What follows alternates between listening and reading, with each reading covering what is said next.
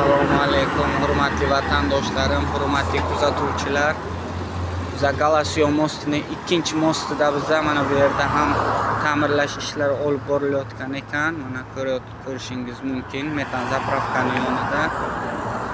Mana shunday mostlarni ta'mirlashni jadallashtirishlaringizni so'rab qolamiz, chunki haydovchilarimiz va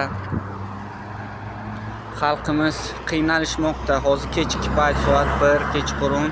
Men ishlayapman o'zi. Ishdan mana shunaqa yo'llarni ko'zdan kechirib ketyapmiz.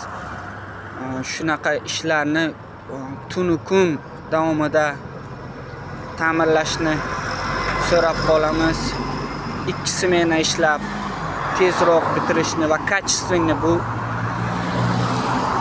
menimcha bu most ikkinchi marta yana ta'mirlanilyapti.